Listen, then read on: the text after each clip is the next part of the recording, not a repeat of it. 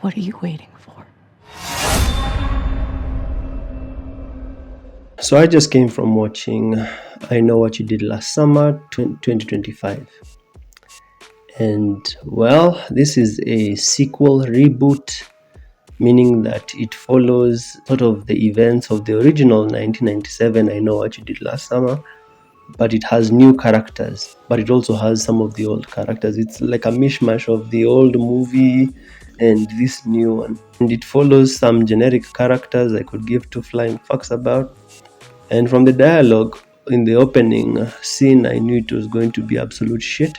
Simply because I know that when a character looks at a mirror and then starts talking to themselves and then expositing, I just know the movie is going to be shit. It's funny, I went into this movie being like, it won't be that bad. It can't be that bad. They are remaking a classic movie. There's no need to remake a classic movie that I know is part of my childhood, favorite part of my childhood, but I'm just going to tell you why I didn't like it. First off, in the first act of the film, characters do stuff with no real motivation. You have characters just being like, let's go for a drive. Why? Just because, And then they're like, let's smoke weed. Why? Because we have a blunt, so let's just smoke it. Let's invite this random friend who whatever, they weren't part of our original squad, but let them join in. Let's just stand in the middle of the road, traffic coming towards us for whatever reason, bro. Let's just do it. Characters just do stuff because they're just doing it. Number two, this movie has some of the shittiest dialogue I've had in a while. I can't remember the last time I've had so much shitty dialogue. There's this one character that gets attacked and their first reaction is, what the fuck, bro? Imagine someone like stabbing you from behind and then you turn and you're like, what the fuck, bro? and then this dude falls on the ground. He's crawling away from the killer and he's like, take whatever you want. You can even take the code to my crypto wallet. That was the funniest, shittiest dialogue I've had in a while. And then he dies, and then his fiancée, the chick, she asks one of the characters, hey, does this make me already a widow? And someone replies, yeah, but you're a hot widow now. The dialogue is so crap. And someone has the audacity to say something like, enough of this Scooby-Doo bullshit for 2 minutes. Hey, the dialogue was bad.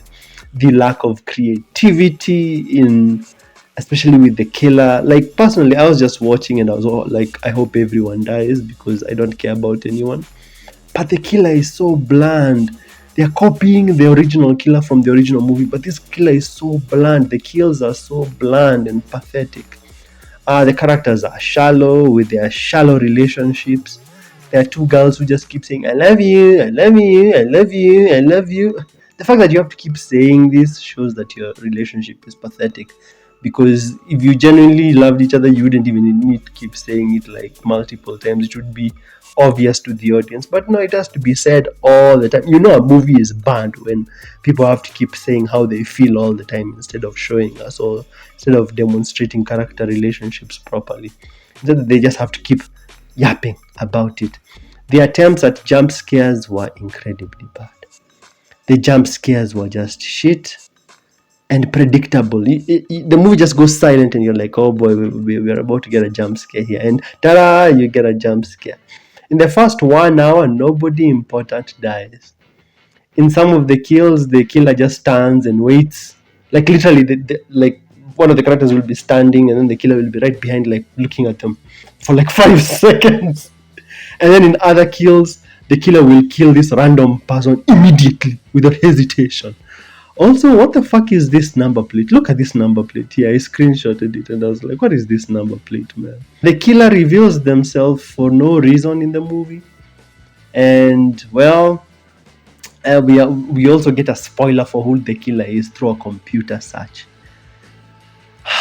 This movie, man. Why would you Google the potential killer and then tada, it's that person. It would have just been better if we discovered who the killer is in real time.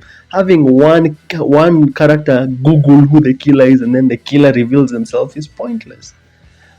Are there any positives? I would say two. The only two positives were the movie tries to go deeper into the repercussions of or what horror movies put characters through.